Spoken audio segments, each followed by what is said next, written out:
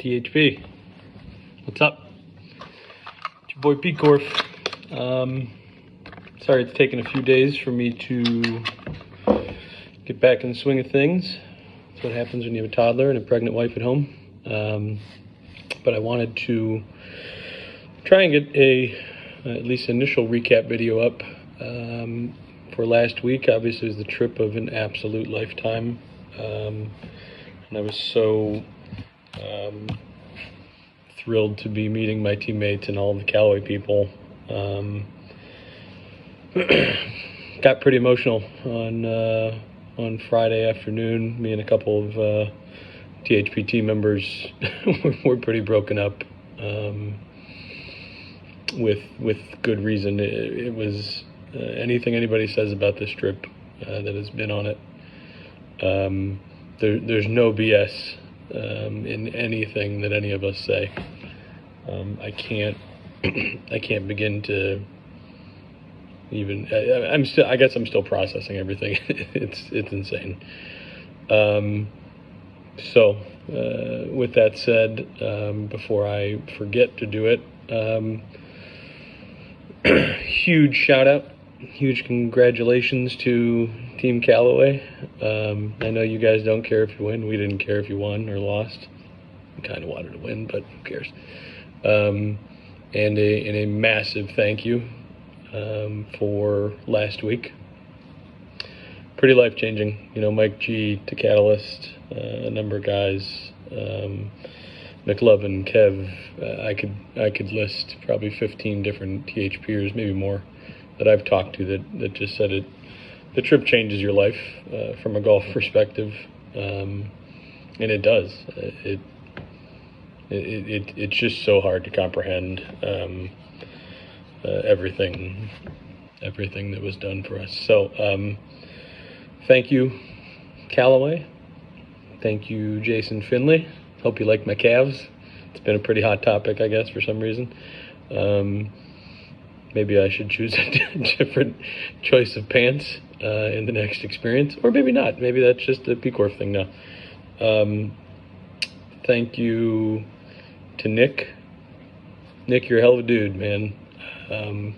Really enjoyed the time I got to spend with you. And you're a pretty good stick. It was pretty cool to see you dunk one from 90 yards. But anyway, just wanted to get that out of the way. Obviously, thank you so much to JB and Golfer Gal for THP. Right? Getting this event at the Hideaway, I'm sure Callaway. Excuse me. I'm sure Callaway literally choked up. I'm sure Callaway has a lot or everything to do with that, but quite frankly, sorry, the Grandaddy doesn't happen if THP isn't around, if THP doesn't exist. Maybe it does. I don't know. I don't think that it does. And it doesn't happen without the two of you's involvement. So, thank you. Thank you for everything that you do. So last week, actually today, what is it? What time is it? It's like 3 o'clock my time. I think right around now, I was maybe getting to San Diego. Captain Caution, Alec, and I flew out on the same flight from Cleveland, connected in San Francisco. Got to the airport. San Diego, immediately saw sun and palm trees. And we were kind of joking around about how awesome it is to just have palm trees anywhere. Went down to baggage claim and waited around for our bags. Bumped into, for the first time, Cap, David Hibbler and Packers Girl. Gave some hugs. Everybody got their bags. We had separate drivers, separate vehicles.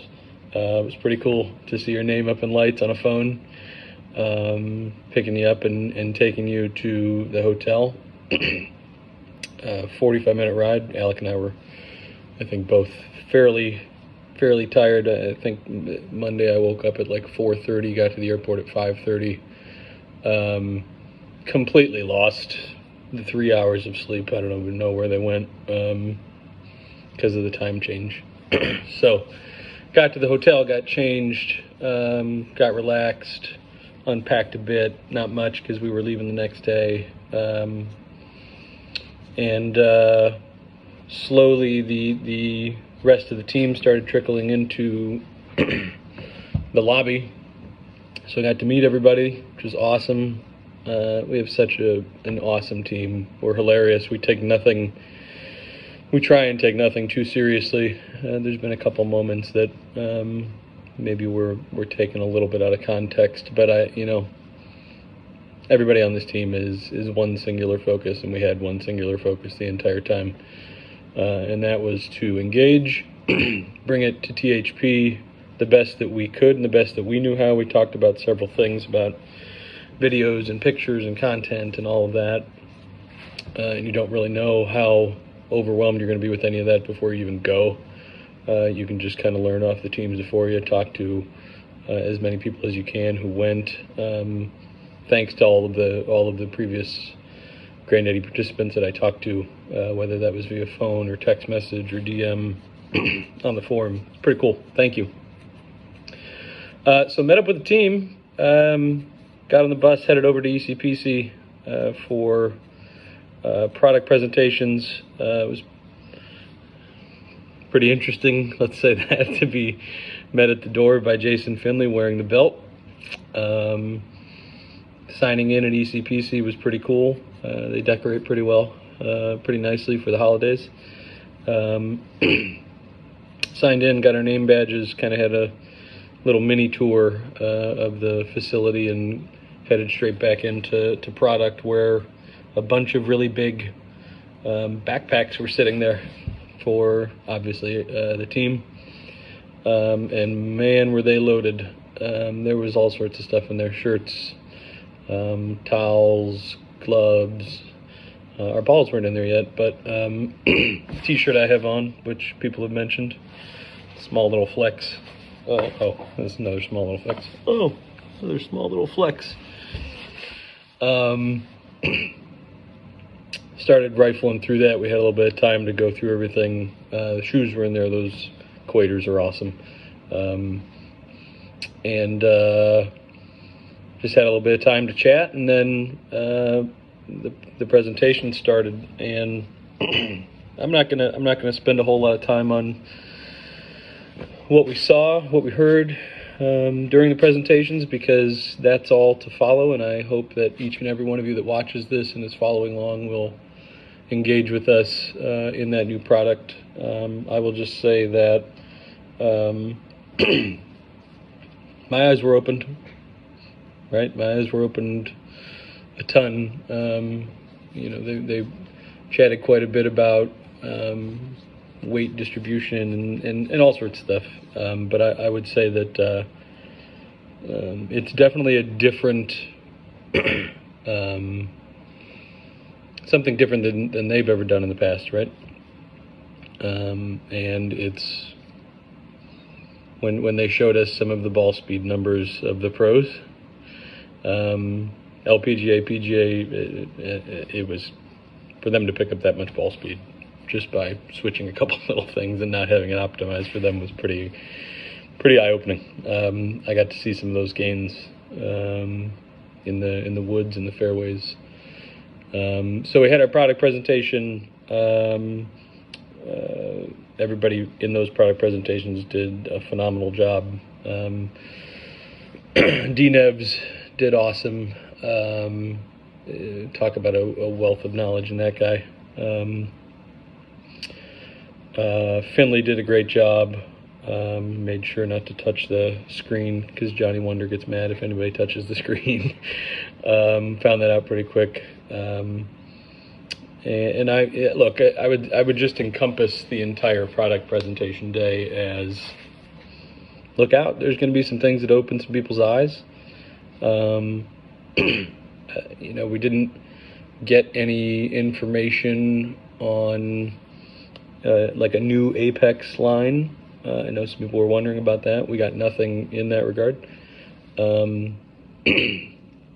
So the irons, woods, I did not personally end up going with the new irons for various reasons from a spin perspective for my game, but I certainly hit them, and they felt really good. It was just not the right spin for my game. But so anyway, during that presentation, or about 2/3 of the way through, maybe they brought in a taco truck, which was phenomenal. I think Roger Mancess said it was the best churro that he's ever eaten in his entire life, which says a lot because the guy lived in California. So really good food, really good fun. Went back to the hotel after ECPC and just kind of hung out. Johnny Wonder was in and out of his room, and I'm like, "What are you doing?" And he's like, "Well, I'm just doing laundry." And we were all sitting around. We had a bunch of stuff to give each other, which really wasn't Callaway related at all. It was just Trip and Team THP related. And he just sat there with us. For God's honest truth, he must have sat there for 2 hours, 2.5 hours. I think that there were some pictures in the chat or in the thread about fireside chats with Johnny Wonder, and that's what he was doing. He was just sitting there talking and unloading on us. Anything we asked, he would answer. He was pretty candid about some stuff, which was cool. Had a number of drinks. Had a kind of an early morning the next day. We stayed up a little while. Some of us a little bit longer than others, and woke up the next day. Slept okay. Woke up the next day on Tuesday, ripped and ready to go to, sorry, I was calling it ECPC before. I meant Callaway headquarters. Tuesday was ECPC. So we hopped on the bus, headed over to ECPC. It's actually kind of just across the street, almost. It's a pretty short ride. And that place is tits. The best way I can put it. It's gated. I took the obligatory pictures out front, and we walked through. I think at one point I was kind of sprinting down the parking lot because I couldn't get there fast enough. And it is awesome. It got Johnny told us it got redesigned. I forget the year, 2018, maybe 2019, something like that, by Gil Hans. It's pretty cool. You could tell it was thoughtfully designed for what they do with it. Was given a bit of a tour of the facility up and down. Got to see a lot of patents. Got to see a lot of cool stuff. Got to see about 1 billion putters and 1 billion head covers. Got to see their tour testing area, which was pretty neat. I think the whole time we were there, there was a guy that was testing against the new Titleist driver, whatever the hell that is. Didn't get any information from that. He was just in there, had it on a machine, pounding balls with it. And then headed down, broke out into our groups, got into the fitting.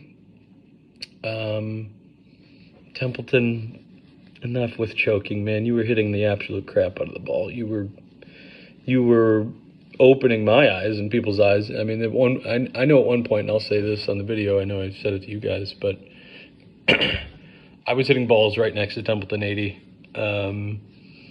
and I had a pretty good swing that day, and I don't remember who his fitter was, but I just heard him go, "Oh, wow."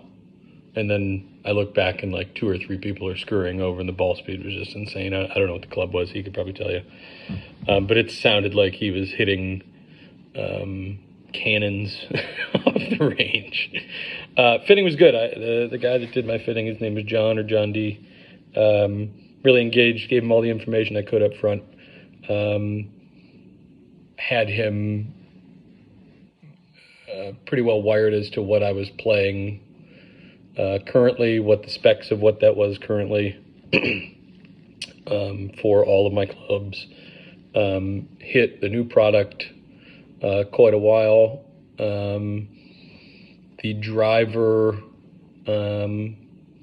we had to choose between a couple different models, and I'm very, very confident in the one that I went with. And the shaft that I went with in that combo, we were hitting the ball great. Also, fairway woods. So we did driver, spent quite a bit of time with driver. I knew that that's where I was going to probably see some gains, and they showed it to me. But the interesting part of my bag was the fairway woods. I typically always play a 3-wood. We added in a 5-wood.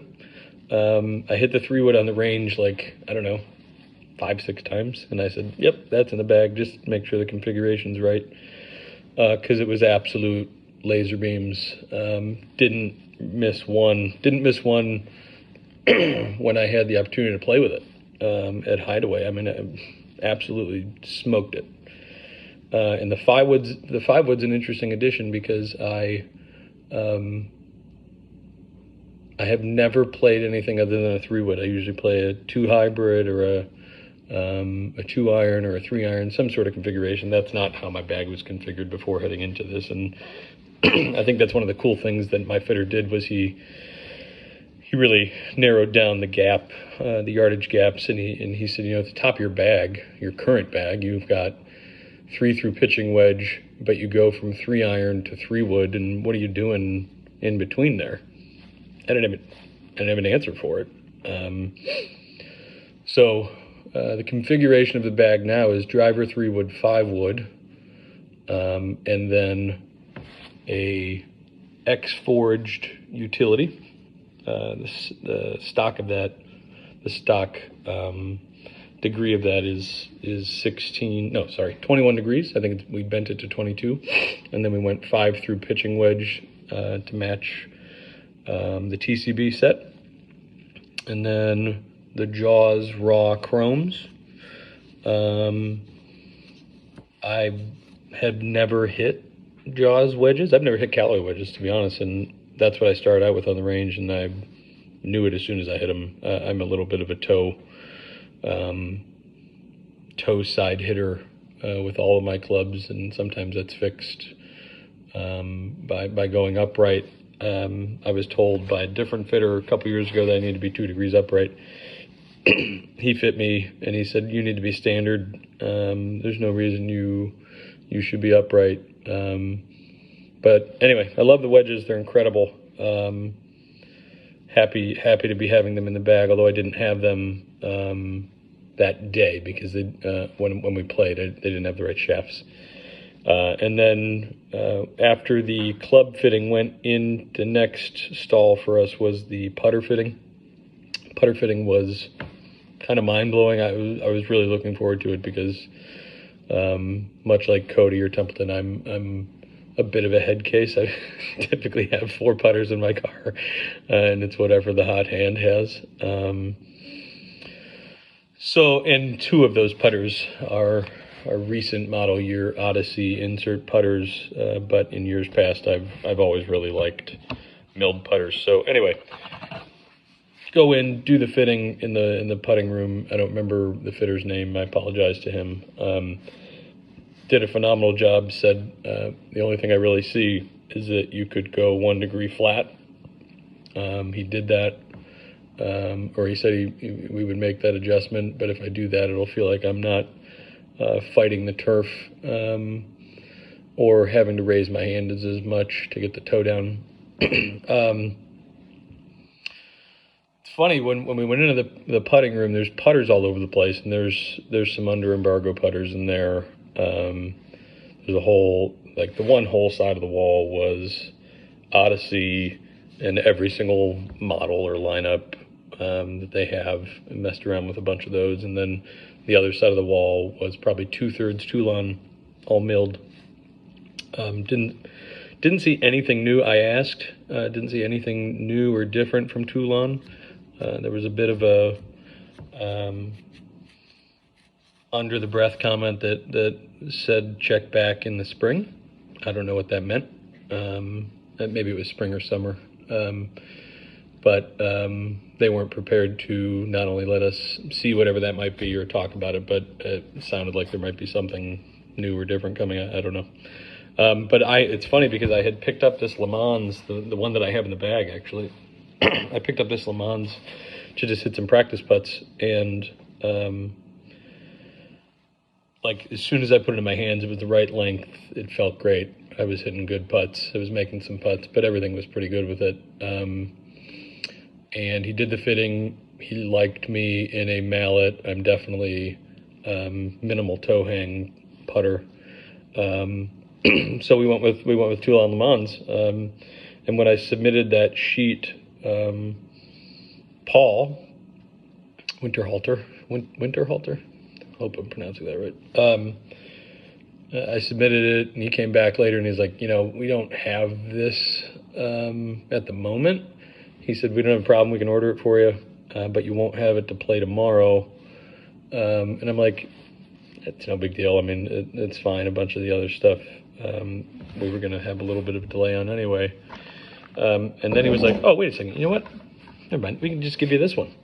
And I'm like, you don't have to do that. Like, that's not necessary. He's like, no, it's like perfect for you.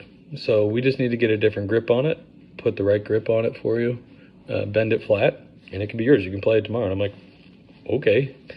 So technically playing a Tues Le Mans, if you want to call it a putting studio putter. I don't know what that if that's an actual qualification. It is for me. I'm going to say that that's what it is. It's a Tues Le Mans studio putter. Anyway, pretty cool story. Again, just goes to show how much they go out of their way to cater to you. I forget who it might have been Pumbaa. I don't remember who it was. Somebody was like, you don't even know who's been in that room to putt with that putter in the past. And so I was talking with Paul afterwards, or in the evening or something, and he's like, to be honest, there's so many pros or whoever they are, people that come in there that they make putters specifically for before they get there, and then they don't take them. So they just put them in there. And he said it's kind of funny because a lot of people like that. Tues Le Mans, that could be anybody. It could be from anywhere. It's, who knows, but pretty cool, right? So went upstairs, had our presentation with Austin. Austin is one of the coolest, nicest, funnest, most down-to-earth dudes you could meet. Bags aren't something that usually opens my eyes. Neither are gloves.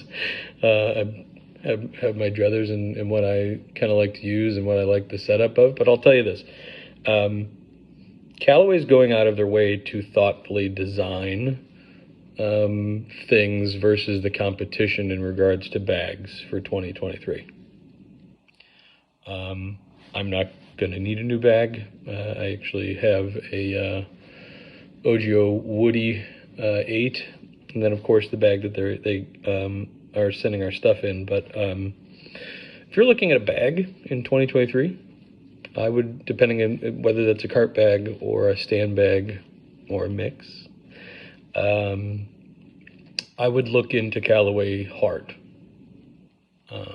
Some of their lightweight stuff, I'm not a big lightweight bag carry guy, but it's well designed. They've got some cool ideas, and I think that they're going to come right into the competition with what they're showing. I also think that, and maybe this is an unfair criticism, their quality in the past, in my opinion, hasn't been as good as it was what I saw last week. So I think the construction and the quality and the thoughtfulness of how it's being designed is important to remember. And a lot of that is important to remember when you're picking out a bag anyway, because you want it to fit and have all the stuff in it that you want. There's nothing worse than a bag that has either not enough space or way too much space, and you're like, what do I do with this? And then we did the race. And the race was different. That's where I introduced my calves. I believe it. Is that where I introduced my calves? I think that might be where I introduced my calves to Finley. Anyway, I was quick out the gate. If anybody watched the video, I was clipped the wall, and then it was backpedaling, and T-Nevs was telling me to stop cheating. And anyway, it was a lot of fun. I was happy to see Danny win. Yeah, don't go too fast. If you're in that next year, they do it again, just don't go too fast, right? Slow is fast, I think, in that thing. We took about 1 billion pictures. We enjoyed the hell out of that day. It was, in my opinion, I think it was the coolest Callaway aspect of the trip, for sure. And I just wanted to hop on here. I know that later that day we hopped on the bus and headed to La Quinta. Quinta? Yeah, it's La Quinta or Palm Desert or whatever it is. And headed out to the hotel out there. I'm going to recap that in another video since this one's getting a little bit long. But that's the first 2 days. It took me only 25 minutes to get through, so it is what it is. I'll talk about the other few days coming up since it's a little bit separate, but awesome experience. Awesome meeting the people. Product presentations are absolutely insane. I think that there's going to be some product that opens some people's eyes. There's some product that isn't going to necessarily fit everybody, but it could still open your eyes. It did. It did for several people on the team. And even some of the softline stuff in the Austin Tudor world, the bags, the gloves. I don't think I mentioned much of the glove. I think that there's a glove that's going to be coming out next year that for the price point that they're talking about, I don't know that I would buy a different glove just because of what goes into it compared to the competition, of which I absolutely refuse to buy that glove. Regardless of whether Callaway had something coming out in that segment or not. So look out. I think it's going to be cool. Talk to you soon.